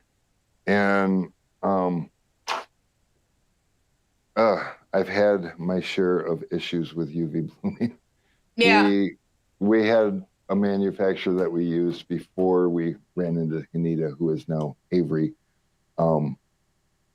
We were probably spending $100,000 on film a year at this time, at the peak of our size, you know, and all of a sudden we started getting these cars back with, it almost looked like the solution, and it was in January, it was early January, it almost looked like the solution was freezing in between the windows. And so I didn't think much of it after the first couple of, oh yeah, that's UV blooming. I wish we could zoom in a little bit better. I'm working on it. Give me a second. But yeah, it's got that almost frozen look to it. And so after the first couple, I realized that this is becoming a thing. And I'm like, what the heck's going on here? And I called my distributor and he's like, well, I haven't heard anything. I don't know. I mean, are you sure it's not your water or something? And I'm like, I don't know. Because at that point we had just gotten our new building and I had been filling up my tank out of that. And so far, the only ones that have come back is the ones that I had tinted. The other tinners weren't getting come back. So I'm like, maybe. So we continue and I continue to monitor it. And I started filling up my water at home because I knew that water source was good. And before you know it, a few more weeks went by but mind you, we're doing about 100 cars a week and we're in our slow season. And it's just fucking maddening because all of a sudden the phone is ringing off the hook, people needing to schedule warranties on cars we had just done and all the tinners are getting them. And it's like, what the fuck? And, oh, I said a bad word. Damn. Brittany, the button. Hit the button. When I say what the, yes, that button. I'm going to have to get my own damn button. But anyways, So you said what? Yeah, I did. And then I called and I told him, I said, so we broke it down and I'm pretty sure it's the film. And he's like, oh yeah, I've been meaning to call you. Now I'm a guy who's got ungodly amounts of film. and he's been meaning to call me. I'm like, it's been 6 weeks. And he's like, man, I just found out about it. I'm sorry. Like I said, I've been meaning to call you. I tell you what, let me have the owner of the company call you, and we'll see if we can't make this right for you. You know, they don't want to lose a customer like me. And I'm a nice guy, and I like to take your word for it. So I'm like, okay, well, it really sucks. And he told me they'll cover any warranty claims, and they'll pay me for them. And there's a lot of them. So the owner of the company called, and he's like, yeah, so I am so sorry this happened to you. You know, back in January when we figured out this was a problem, we wasn't sure where the film went. And, you know, so we've just been kind of waiting. So they didn't even have their story straight. The one guy is telling me in January he hasn't heard anything of it, and he'll let me know if he finds anything out. And then he says he just found out. And the other guy's like, we found out back in January, and we just didn't know where our film went to. But I already told him where his film went to, because, you know, and this is a big company. They're not such a big company anymore. This almost killed them, almost bankrupted them, but it was a UV Blumen issue, and they didn't handle it right. Now, don't get me wrong. They paid out $14,000 in warranty claim, and I wasn't willing to take a check.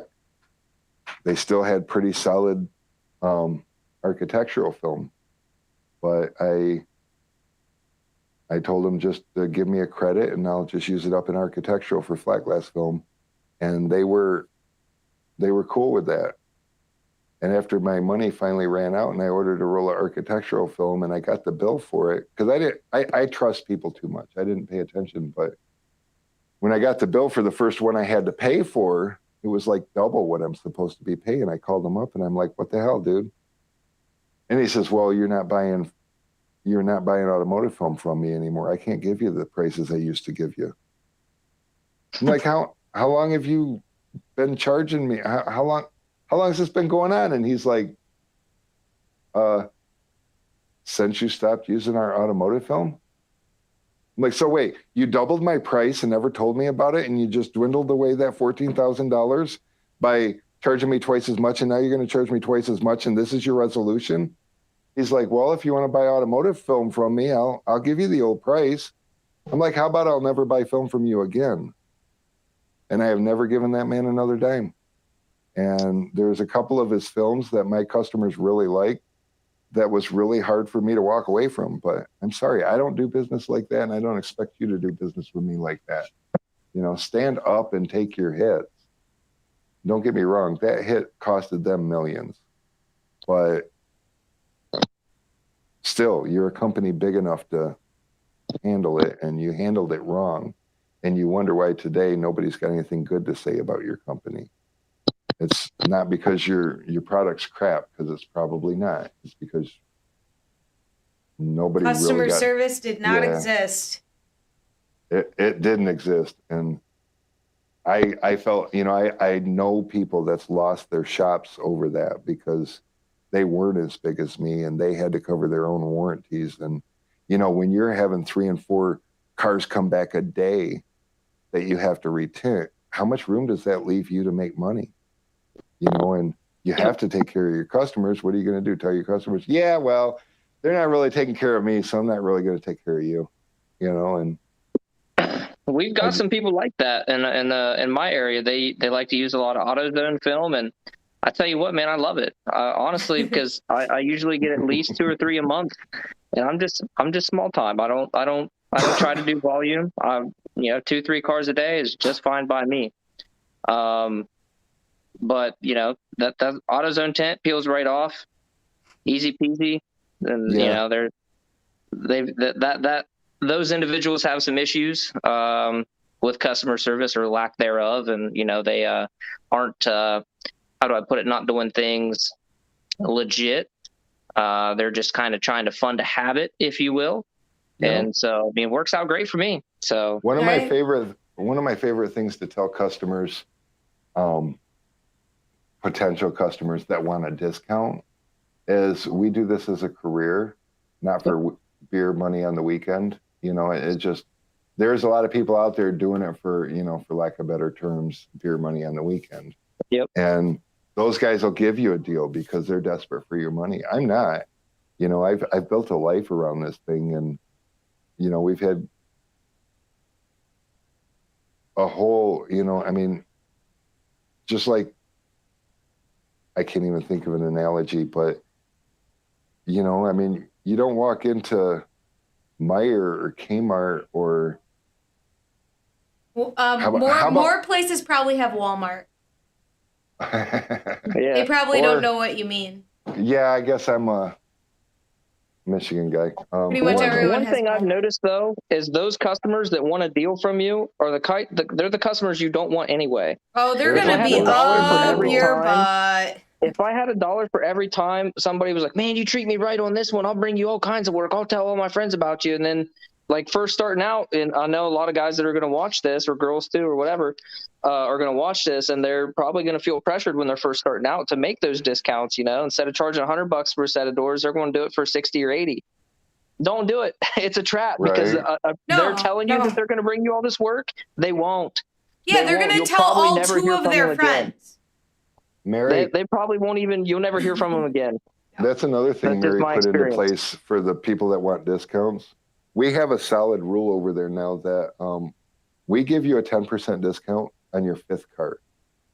We don't care how you get us 5 cars. You can bring us 5 cars in a row, and on the 5th car you bring us, or you can tell people to bring it down and have it done in your name, or say something, and we'll put a mark on your thing. And every 5th car you get us through the door, you'll get a 10% discount. And that's if you're really serious about it. But we're not going to give you a discount on the first car. We're not going to give you a discount on the promise because, let's take gas, for instance.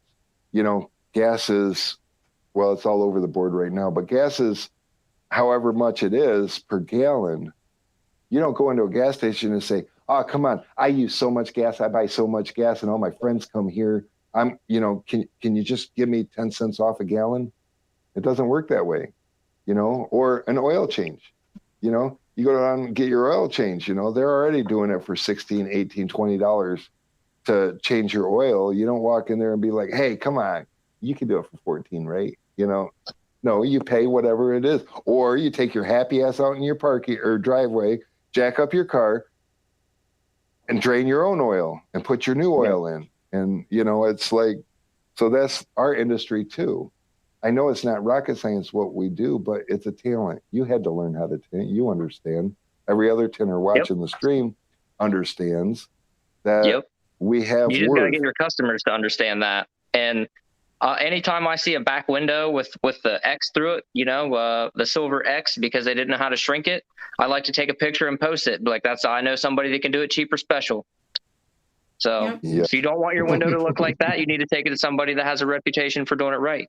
So, Rick, But we have one last question we can probably take here. Besides Sean Vogler. Sean Vogler asks, "Can I get a discount on my tents?" I know a guy, Sean. Let me hook you up. His name is Derek Vogler.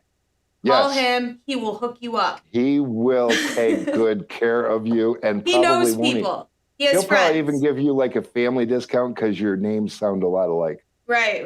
Yes. So, sure. but the last question though, and it was up a while and we did miss it. Thomas was asking what the difference is between interior and exterior films. Oh, I even saw that, and then we got all sidetracked. Yep, me too. hang on. So before you get too deep, I gotta go. So thanks, guys, for having me. All right, Hope to do it again. by the way, it's been real. For everybody that is trying to get out of here, I'm going to answer that question though. But I said I'd give away free tools, and we're up to a shank, and so this wasn't the same kind of tool talk. So what I'm going to do is we're going to go through the inventory. We're going to pick out some goodies and everything, but we don't really have a list of who to send them to. So what I want you guys to do is every time you see somebody out there, "Hey, where do you guys buy this?" or "Where should I go to get that?" They're all over the place. And, I love to toot my own horn, but it's just not a good look on me. So go out there, toot my own horn, take a screenshot of you telling somebody to go to Sun Distributing and send us that screenshot, and we'll send you free tools. We've got squeegee handles, squeegee blades. We've got goodies. Look, he's showing us his film. Oh, look at those are I'm the just trying to get sexiest. that free hoodie. I'm trying to get the free hoodie. He wants that You know hoodie, what? Rick. I thought you would have ordered him a hoodie by now. Look at all that stuff. Oh, that he I She buys said she had forgot to ask to. you. I mean, she There's more orders laying it. around too. I've got shelves of it. You know, honestly, she probably just doesn't like you because But- she sends free stuff to people all the time without telling me. That's No, all no, right. no. That's not Not a true. big deal. But all All right, right, guys. See you guys. we'll see ya. All right, we'll see you, man. All right, right, so so- the difference between interior and exterior film. It's not a lot of difference. It's how it's constructed. It's there's a UV inhibitor on film that protects the film and is going to make it last, and it's going to cut down. That's why most of your films are 99.9% UV. UV. And so how they place that is what determines a little bit in the construction of film. Well, an exterior film, that UV inhibitor has to be in the scratch coat. So the scratch coat and the UV inhibitor become one on the outside of the film so that the film doesn't get eaten up. If you put an interior film on the outside, the sun will eat that shit inside of a year because there is nothing protecting the polyester from the sun. Aside from that, they're really similar. Sometimes the exterior film is a little thicker. You might run across a lot of it's like 3 mil versus 2 mil, but it's the biggest difference between the two is where they put that UV inhibitor. And so if you can't use an exterior film on the inside because it's going to eat the polyester from the glue towards it, and same thing, you can't put an interior on the exterior because there's nothing protecting it from the sun. The sun is what's going to tear up your films the fastest. It's just Right. And, you know, it is an important thing if you're getting into flat glass, evaluating on sort of a case by case basis what the customer's looking for, what the install is like. Are the windows accessible from the inside? Are they more accessible from the outside? Is the customer really prepared to take on the little bit of extra that exterior film usually is? You know, balancing what they're looking to get out of their warranty, things like that. There's a lot of questions you're going to have to answer when it comes down to should I go interior or exterior based on my customer, their expectations, and what the spec of the job is. Oh, Teen Town Tints wants us to sell the stuff for less Yeah, the than car- Home Depot. Oh, I forgot to say it while Doug was on here. So I did find the company that makes it, and I sent them a request. So they should be reaching out to us within the next few days. Awesome. Yeah, I'll carry that stuff. I have so much on my plate. There's so many things turning here all the time. And things like, you know, we just got a pallet of ATR and we're gonna have a half off sale on probably 4 gallons. 4 gallons, maybe They got maybe crushed. 6 gallons. They got crushed. We didn't lose any material out of them, but I'm gonna have to order some empty gallon jugs and transfer them. And so we're going to do like a half off sale because I don't feel like dealing with the logistics of trying to make a claim through a freight company that, you know, again, customer service, these freight companies don't give two shits about me. And I'm just happy that out of 160 gallons, I only lost 4. And so if I sell them for half off, I only lost 2, right? So, I mean, here we are. We're in this together, guys. Let's do this. But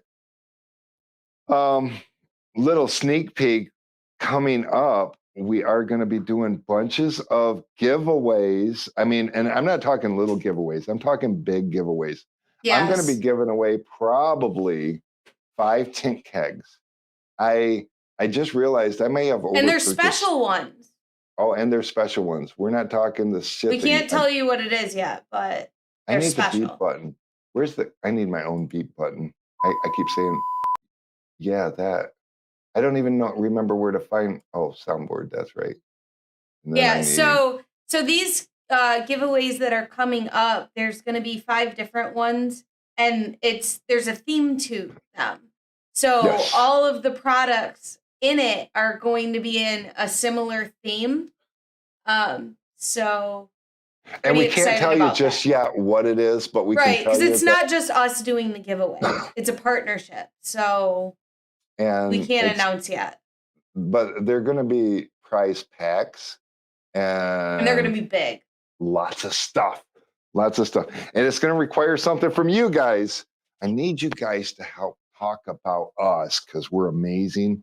And we don't tell everybody that often enough because, well, we're busy here and we're trying to take care of you because we think you guys are the greatest. Brittany, What? you have to remember that one that I told you to save. It was a keeper. The button. I told you to set a button for that because it's a keeper. The one that changes my voice to sound like this? Not that one. There was that other one, but okay, that one's cool. Are you sure? Or is it more like? No. Okay. So. Anyway. Yeah, we've held We- everyone hostage for long enough. We should probably let them go. Did, and you guys are awesome though. I mean, I still got 9 people, 10 10. people. 10. Oh, well, I don't get the same status monitor you get. yeah, Mine we've is, got 10. mine is a little less than, but And I don't think we've actually dipped below that since the beginning when people actually started coming in. oh, that's because they want free stuff. Most And so- successful live. Most successful life, most consistent successful life. But definitely, people, just give us a shout out. It doesn't have to be much. I don't need you to go over the top. I just, we never ask people to talk about us, but we're asking you to talk about us, and I'm willing to pay for that. If it's fine, but we're gonna find some things when you send us the squeegee screenshot. I think what we're gonna do is we're gonna ask you what you need, what you want. It could be swag. We could send you a sweatshirt like Douglas. other people Douglas wants, or we could there's a couple different directions we can go. We can send you maybe a squeegee handle or a gallon of all type, or If you ask for like clothing or whatever, though, please tell us your size because I'm not good at guessing. yeah, we're gonna, especially with pictures, look at that Amazon tools video that we did, and those tools looked a lot bigger on Amazon, and then we get them here and they got this tiny little like box about the size of a deck of cards, and it's got all those tools in it, and it's like, wait, how? I Right. don't even understand. So All right. yes, You guys know what you need to do. So and we should be good to go. there's one more thing. Oh, hurry up. I just wanted to wish everybody. Oh, wait a minute, it ain't working. I just wanted to wish everybody a happy send-off. Did that work?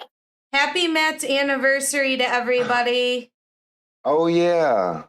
Happy Matt's anniversary. Happy Thank you. anniversary, Matt.